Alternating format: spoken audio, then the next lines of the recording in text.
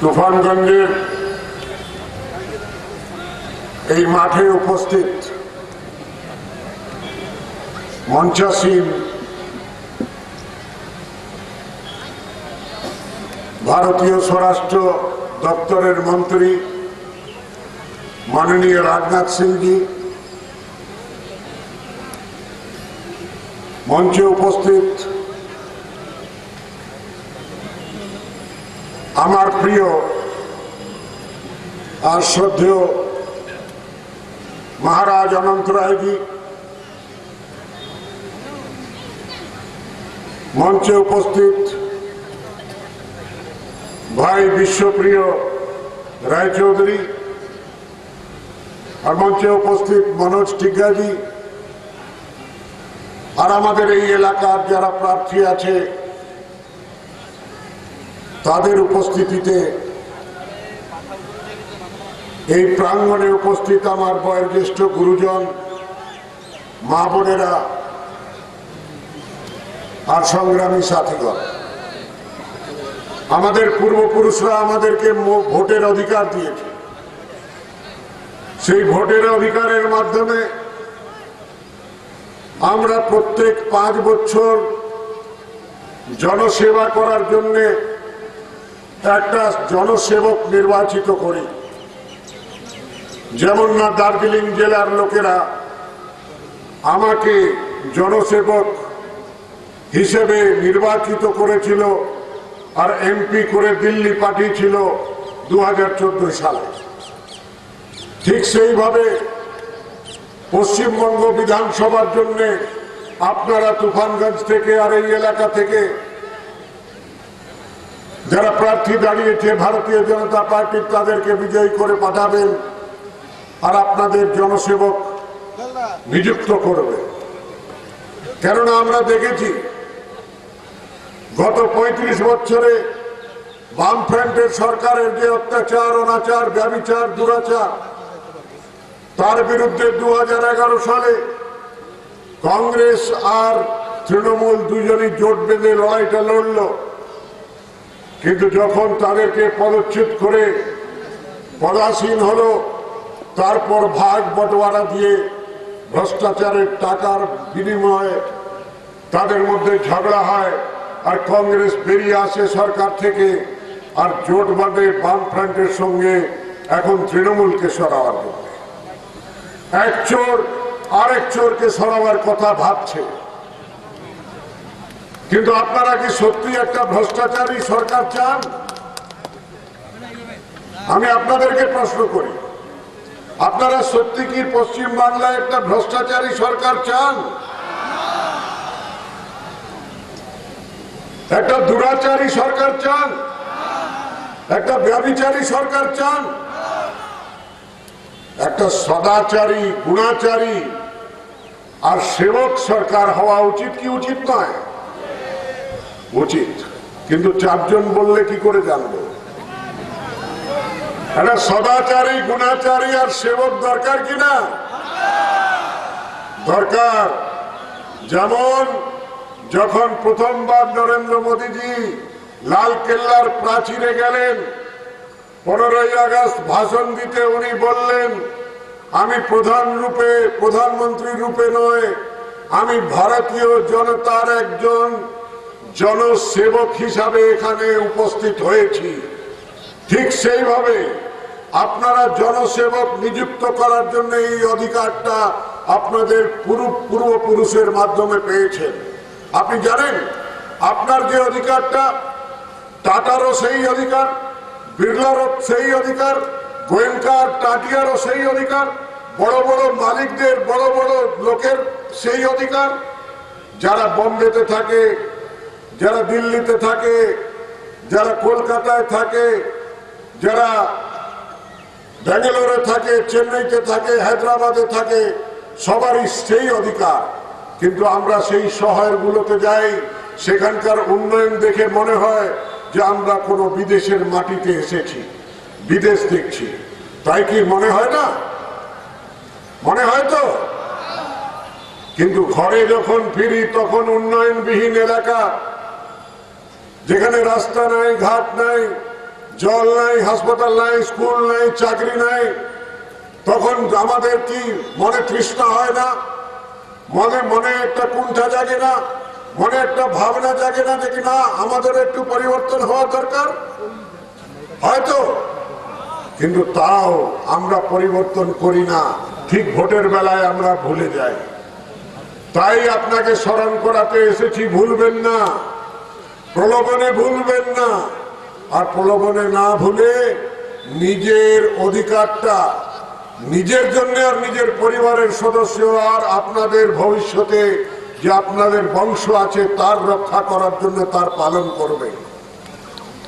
আমরা দেখেছি দেশ যখন স্বাধীন হলো, বিভাজন হলো, লক্ষ লক্ষ মানুষ পূর্ব বাংলা, তৎকালীন পূর্ব বাংলা, পাশ্চাত্যে পূর্বী পাকিস্তান, তারপর বাংলাদেশ, ওখান থেকে বিস্থাপিত হয়ে এলাকায় এসে শরণাপন্ন হলো, কিন্তু তারা ঠাঁই পায়নি, তাদের মাটি পেল না, তারা ঘর করতে পারলো না। 4 জেনারেশন, 4 পুস্ত, দাদু আছে, পুত্র আছে, তার ছেলে মেয়ে আছে, তার ছেলে মেয়ে হয়ে গেছে, কিন্তু এখন পর্যন্ত নিজের ঘর বাড়ি ভালোভাবে করতে পারেনি, টিনের ঘরে থাকছে। কেন?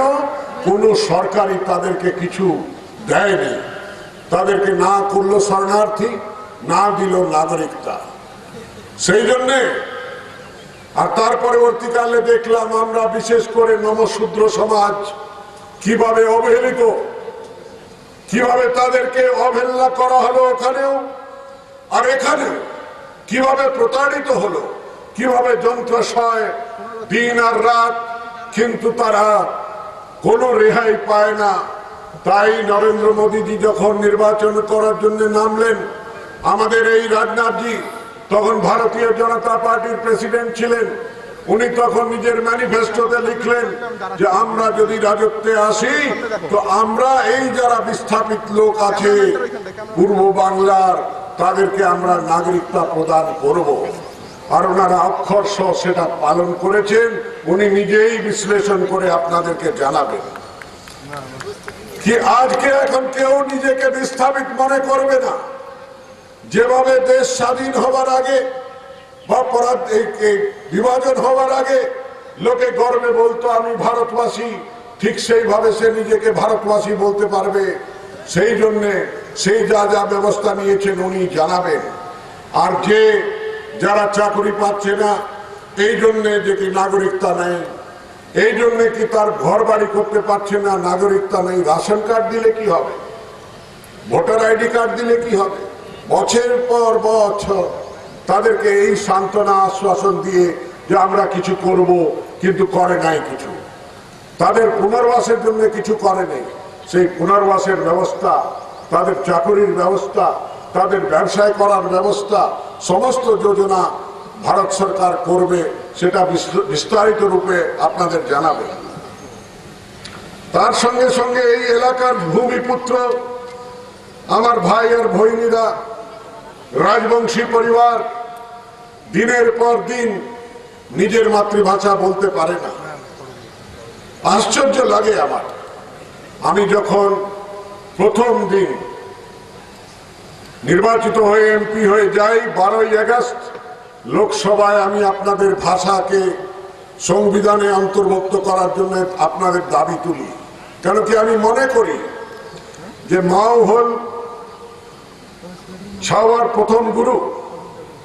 শিশুকালত যেই সময়ে যেই ভাষা রাজবংশী মাও ছায়া কহে, এই হল তোর বাপ দাদো দাদি, সেই ভাষায় হল মাতৃভাষা। কিন্তু ছাওয়া যেই স্কুল যায় সেই সময় পড়ানো হয় বাংলা, যেটা আর ওর মাতৃভাষা না হয়। এটা কি রকম ধরনের ভেদাভেদ।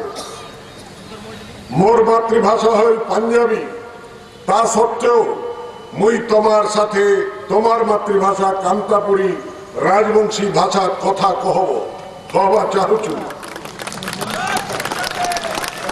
কিন্তু যেহেতু মোক এই ভাষা শিখানো হয় নাই, এই জন্য মুই বাংলা ভাষার কথা কহছু।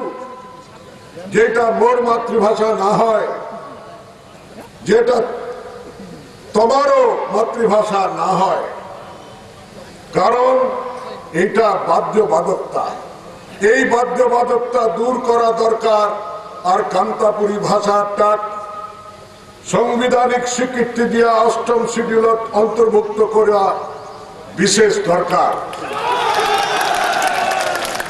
আর এর বাদে মুই লড়াই করি, আর মোদিজি এইটা অবশ্য দিবে। কেননা আমরা বাংলায় পড়ি, স্কুলে কলেজে নিজের পাঠ্যক্রমে মহারানা প্রতাপ রাজস্থানের লোক ছিলেন, ছত্রপতি শিবাজীকে, কেন কি শিবাজী ছিলেন মহারাষ্ট্র মারাঠওয়ালা, কিন্তু আমার যে বিশ্ববীর চিলারায় ছিল সেই তো এই মাটির মানুষ ছিল। তার ইতিহাসটা কেন পড়ানো হয় না? বিশ্ববীর চিলারায়ের ইতিহাস পাঠ্যক্রমে কেন অঙ্কিত হয় নাই? তার কারণটা হচ্ছে যে আস্তে আস্তে আমরা আমাদের যে ভাষাটা আছে সেটা বিলুপ্ত হয়ে যাচ্ছে। মা শেখাচ্ছে বাচ্চাকে রাজবংশী ভাষা, কিন্তু বাচ্চা যখন স্কুলে যায় বাংলা পড়তে বাধ্য হয়, ইংরেজি পড়তে বাধ্য হয়। সেই বাধ্যতাটা যাতে শেষ হয়, সংবিধানের মধ্যে অন্তর্ভুক্ত হয়, সেই লড়াইটা আমার আছে। আর এই লড়াইটা আমি জিতব। আপনাদের যদি আশীর্বাদ পাই, নিশ্চয়ই বিশ্ববীর চিলারায়ের ইতিহাসটা পাঠ্যক্রমে অঙ্কিত হবে। আশা করি আপনারা আশীর্বাদ দেবেন। মোদিজি কহিছে যে 1949 সালে সর্দার প্যাটেল যেইগুলা তমাক অর্থাৎ রাজবংশী গিলাকে আশ্বাসন দিচ্ছিল, সেইগুলা কার্য পরিণত করা হবে।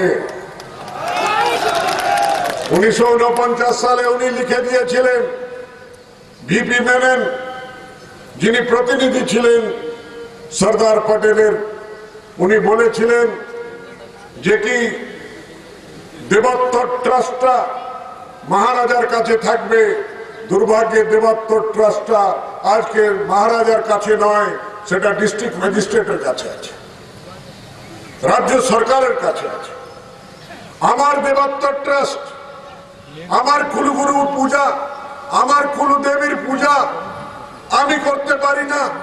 আমাকে ডিস্ট্রিক্ট জাজ বা জেলার শাসক বা সরকারের মাধ্যমে তাকে পূজা করতে হবে।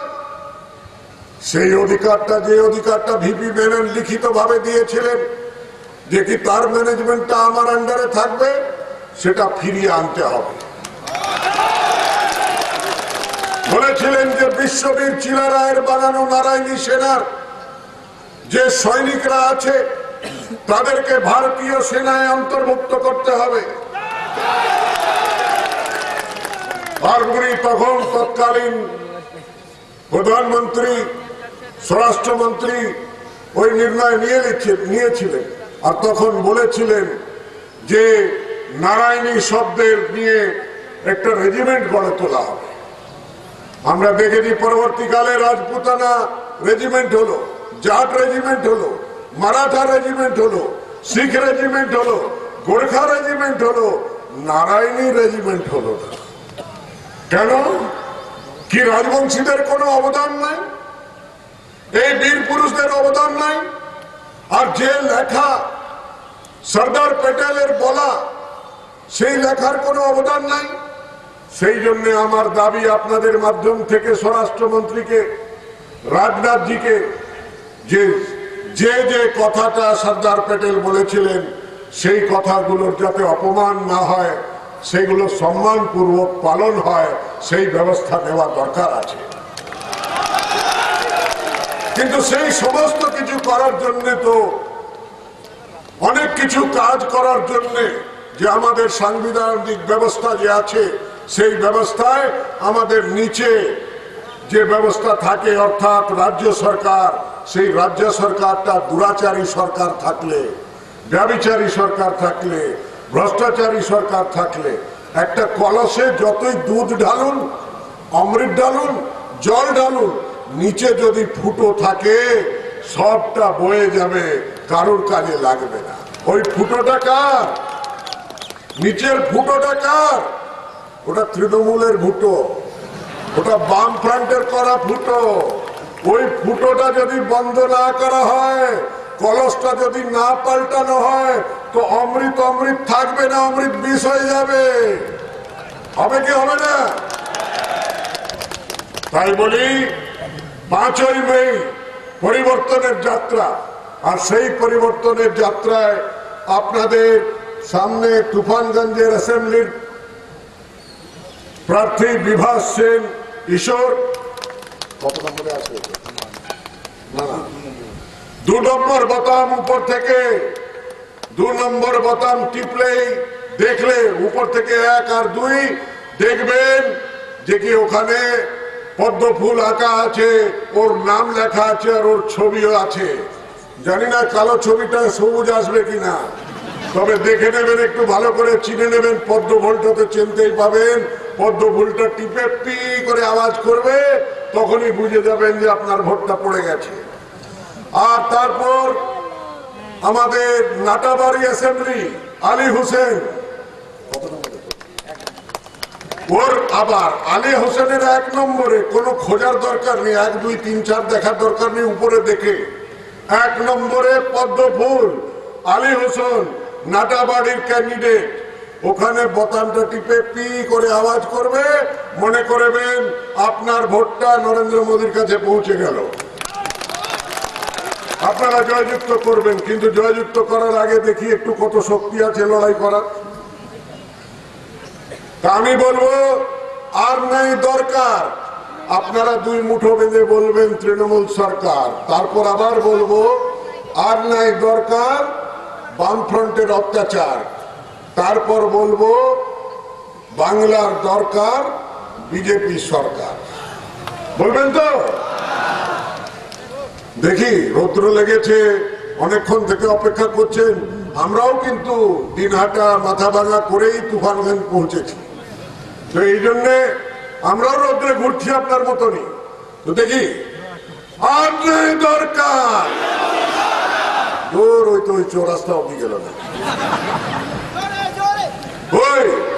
ওইদিকে কোথায় সব? কেউ নাই নাকি? যারা হাত না তোলে তখন বুঝবো যে তুমি ভোট দিচ্ছ না। আমার কিন্তু টিভিটা লাগাই রেখেছি, চিনে রাখবো।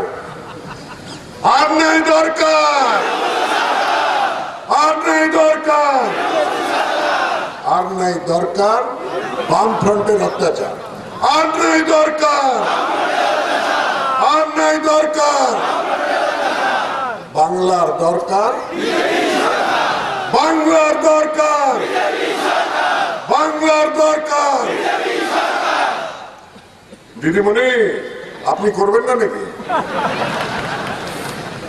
কি হলো, ভাবছেন বোধহয় স্বপ্ন দেখতে লাগলেন নাকি? একটু ভারত মাতা কি জয় জয়কার হোক। ভারত মাতা কি, ভারত মাতা কি, ভারত মাতা কি। জয় হিন্দ, বন্দে মাতরম।